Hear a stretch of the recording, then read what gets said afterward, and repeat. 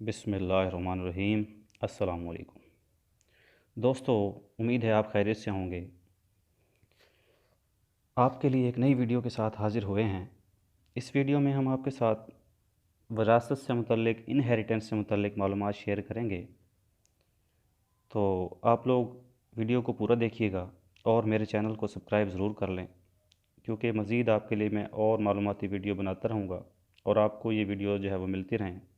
तो अगर आपको वीडियो के दौरान या वीडियो के आखिर में महसूस हो कि आपको इस वीडियो ने 1% भी फ़ायदा दिया है, तो काइंडली मेरा चैनल सब्सक्राइब ज़रूर कर लीजिएगा, ताकि आने वाली वीडियोज़ आपको मज़ीद फ़ायदा पहुंचा सके। तो चलते हैं अपने टॉपिक की तरफ। हमारा टॉपिक है इनहेरिटेंस, यानी विरासत की तकसीम। कि जब कोई फौत हो जाता है या कोई शख्स जो है वो, या किसी शख्स की डेथ हो जाती है, तो उसके बाद उसके जो वर्सा हैं या उसके जो इनहेरिटेंस में उसकी जो औलाद है या उसकी बीवी है या उसका बाप है या उसके भाई हैं, उनको किस शरह के मुताबिक उनमें किस तरह से प्रॉपर्टी की तकसीम होगी। चाहे वो लैंड है, चाहे वो हाउस है, या चाहे कोई भी कैश की सूरत में उनके पास कोई ज़र मौजूद है। तो सबसे पहले ये जान लेते हैं कि विरासत की तकसीम है क्या। विरासत की तकसीम जो है, जायदाद के हकदारों में जो मुतवफ़ी होता है, फ़ौत हो जाने वाला, वाजिबुल अदा कर्ज़ देने और वसीयत को पूरा करने के बाद तकसीम होती है। यानी किसी के अगर ज़िम्मे कोई कर्ज़ है और वो फ़ौत हो जाता है, तो उसकी जो जायदाद है, उसकी प्रॉपर्टी है, उसको सेल आउट करके पहले उसका कर्ज़ अदा किया जाता है, फिर उसके बाद उसको डिवाइड कर लिया जाता है शरह के मुताबिक, जो कि इस्लाम या कानून हमें इजाज़त देता है। यानी इनहेरिटेंस का लॉ जो पाकिस्तान में अप्लाई है। तो इसके लिए एक और चीज़ आपके पास, आपको जहन में रखिएगा, अगर साहिब जायदाद ख़ुद अपनी जायदाद तकसीम करे और उसका कर्ज़ भी हो उसे भी उतारे, फिर उसके बाद जो है वो पूरा करने के बाद अपने रिश्तेदारों को, यतीमों को, मसाकीन को, किसी को भी कुछ भी दे सकता है, ये उसका राइट है। आफ्टर द डेथ अगर वो फौत हो जाता है, इसकी कोई वसीयत नहीं है, किसी किस्म की कोई तकसीम का कोई पैटर्न उसने नहीं बताया कि किसको कितना हिस्सा मिलेगा।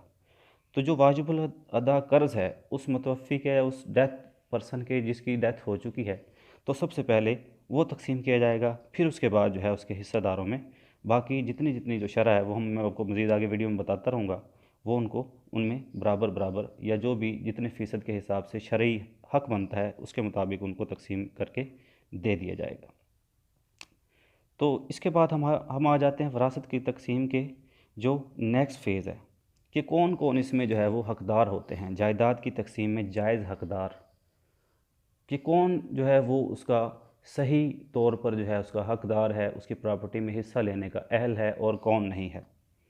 तो जो शख्स फौत हो जाता है, या कोई औरत जिसके पास कोई प्रॉपर्टी मौजूद है या उनकी कोई वेल्थ है, तो उसके हकदार जो हैं, एक तो उनकी औलाद होती है यानी उनके चिल्ड्रन, दूसरे उसके हकदार होते हैं उसके पेरेंट्स यानी वालदैन, और तीसरे उसकी हकदार होता है उसकी बीवी। अगर मर्द है तो बीवी होगी, और अगर बीवी फौत हो जाए तो उसका शौहर उसके हकदारान में शामिल होता है। अगर बिलफ़र्ज़ साहिब जायदाद के वालदैन नहीं हैं, यानी पेरेंट्स की डेथ हो चुकी है, तो जायदाद अहले खाना में ही तकसीम होगी, यानी मज़ीद आगे जो उसकी कोई भी रिलेटिव्स होंगे, जो करीबी रिश्तेदार हैं, उनमें उसको तकसीम कर दिया जाएगा। और अगर साहिब जायदाद अकेला हो बिल्कुल, यानी उसका कोई भी बहन या भाई नहीं है, तो वो क्या करेगा, तो उसका कुछ हिस्सा सौतेले बहन भाई को जाएगा अगर हैं तो, और बाकी नज़दीकी रिश्तेदारों में तकसीम कर दिया जाएगा। जो ज़रूरतमंदों में भी तकसीम हो सकता है, नाना नानी में भी जा सकता है, दादा दादी में भी जा सकता है, खाला या मामू, फूफी, चचा, ताई या इनकी औलाद को भी मिल सकता है। यानी उसके जो करीब तरीन रिलेटिव्स होंगे, कोई नेफ्यूज़ हो सकते हैं, कोई उसके जो है वो अंकल्स हो सकते हैं, कोई उसके ग्रैंड पेरेंट्स हो सकते हैं मदर साइड से, फादर साइड से, तो उनमें उसको तकसीम किया जाएगा, जो कि शरह होगी लड़के और लड़की की, यानी कि जो भी तकसीम करने की रेशो है उसके मुताबिक। तो सबसे पहले आ जाते हैं हम शोहर की जायदाद में बीवी या बीवियों का हिस्सा। कि अगर कोई शादीशुदा मर्द है और उसकी एक से ज़ायद बीवियां हैं, तो वो क्या करेगा कि जब उसकी डेथ हो जाती है, उसने तो नहीं करना, लेकिन उसके बाद उसकी तकसीम का जो है वो अमल किस तरह से जो है वो सरअंजाम दिया जाएगा। तो सबसे पहले शोहर की जायदाद में बीवी का 1/8वां हिस्सा होता है, यानी 1/4। और अगर एक से ज़्यादा बीवियाँ होंगी तो उनमें वही हिस्सा तकसीम हो जाएगा, यानी ये नहीं कि मज़ीद आगे 1/8 हिस्से के हिसाब से सबको दिया जाएगा, वो 1/8 ही में से बाकी जितनी बीवियाँ होंगी उनमें शरन तकसीम कर दिया जाएगा 1/4 ऑफ द प्रॉपर्टी। सो अगर आपके पास कोई ऐसा एसेट है जिसको तकसीम करना चाहता है, तो शोहर की औलाद है तो जायदाद का 1/8 हिस्सा बीवी का है, छठा 1/6 हिस्सा शोहर के वालिदैन का है और बाकी बच्चों का है। यानी तकसीम की जो शरह है उसमें शोहर के वालिद का भी हिस्सा होगा और बच्चों का भी हिस्सा होगा, यानी 1/6। और अगर शोहर की औलाद में सिर्फ लड़कियां ही हैं, 2 या 2 से ज़ायद, तो जायदाद का 2/3 हिस्सा लड़कियों का होगा। यानी जो उसकी रेशो होगी जो तकसीम करने की, वो 2/3 होगी। अब बीवी के लिए 1/8 हिस्सा है और जायदाद का 1/6 हिस्सा शोहर के वालिदैन के लिए है। तो ये रेशो वहाँ पे जो है डिवाइड होगी और इसी शरह के मुताबिक, इसी रेशो के मुताबिक उनमें जो है वो प्रॉपर्टी तकसीम होगी।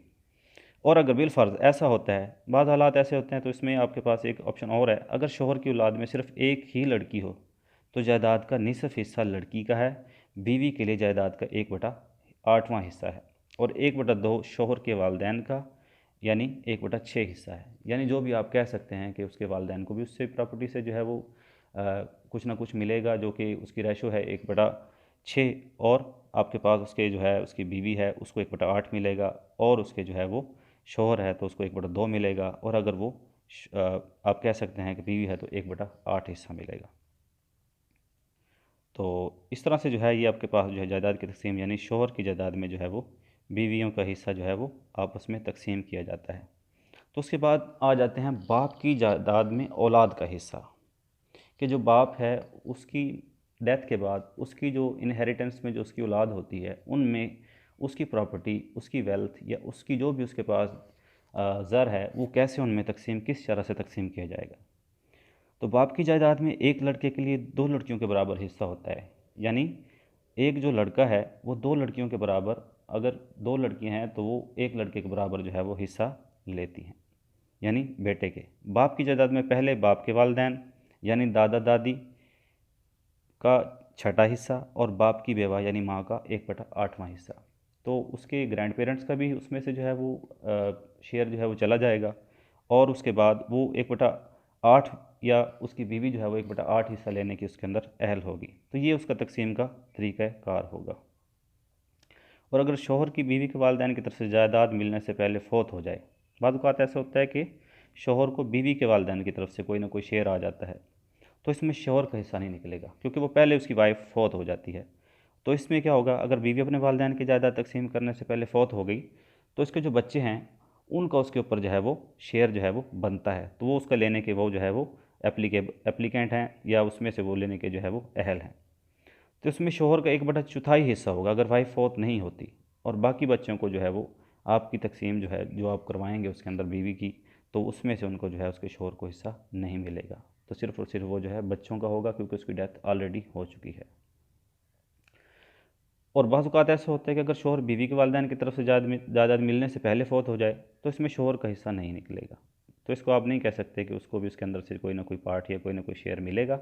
तो इसमें शोहर का हिस्सा जो है 1/4 होता है जो बाकी बच्चों को मिल जाता है। तो इसकी तकसीम जो है क्योंकि ऑलरेडी उसकी वफ़ात से पहले हो चुकी है तो उसको शोहर का हिस्सा उसके अंदर से नहीं दिया जाएगा। तो बीवी की जायदाद में शोहर का हिस्सा क्या होता है जी? बीवी की जायदाद में शोहर का हिस्सा 1/2 या 1/4 होता है। यानी जो हस्बैंड है वो अपनी वाइफ के शेयर में से कितना हिस्सा जो है वो ले सकता है। तो ये बड़ा ही एक आपके पास जो है वो आजकल एक कह लें कि आपके पास एक डायलेमा है कि जिसके अंदर जो है वो हस्बैंड जो है वाइफ का शेयर जो उसको उसके पास होता है या जो इनहेरिटेंस में लेके आती है या उसके पास उसके नाम होता है, तो उसमें से 1.5 एंड 1/4 जो है उसका उसके अंदर जो है रेशो बनती है, यानी 1/2 या 1/4, 1/4 या हिस्सा निस्फ। अगर बीवी की औलाद नहीं है तो शोहर के लिए जायदाद का 1/2 हिस्सा है और निस्फ 1/2 हिस्सा बीवी के बाप का है, माँ बाप यानी जो भी उसकी वाइफ के पेरेंट्स हैं उनको उसके अंदर से जो है वो उसका शेयर जो है वो मिलेगा, उसकी रेशो होगी 1/2। और अगर बीवी की औलाद में फ़कत लड़कियां ही हों, 2 या 2 से ज़ायद जायदाद का 2/2 हिस्सा लड़कियों का होगा, तो शोहर के लिए 1/4 होगा और बाकी जायदाद वालिदैन के लिए जो है वो शेयर हो जाएगी या उनको तकसीम कर दी जाएगी। और बाज़ औक़ात ऐसे होता है कि शौहर की औलाद नहीं है तो बीवी का 1/4 हिस्सा होगा। अगर शौहर की औलाद नहीं है तो बीवी का हिस्सा 1/4 होगा और बाकी जायदाद शौहर के वालिदैन की होगी। और अगर कोई बीवी शौहर की जायदाद की तकसीम से पहले फ़ौत हो जाती है तो इसका हिस्सा नहीं निकलेगा। और अगर बीवी ने शौहर की जायदाद की तकसीम से पहले ही दूसरी शादी कर ली तो इसको भी हिस्सा नहीं मिलेगा। ये एक आपके पास जो है लॉ है। अगर बाज़ औक़ात ऐसा होता है कि वालिदैन या दादा दादी या जायदाद की तकसीम के वक्त ज़िंदा नहीं हैं, उनमें से कोई भी उस वक्त जो है वो लाइव नहीं है, तो इनका हिस्सा भी नहीं निकलेगा। अगर कोई भाई बाप की जायदाद की तकसीम से पहले फ़ौत हो गया और उसकी बेवा और बच्चे हैं तो भाई का हिस्सा मुकम्मल तरीके से निकाला जा सकता है।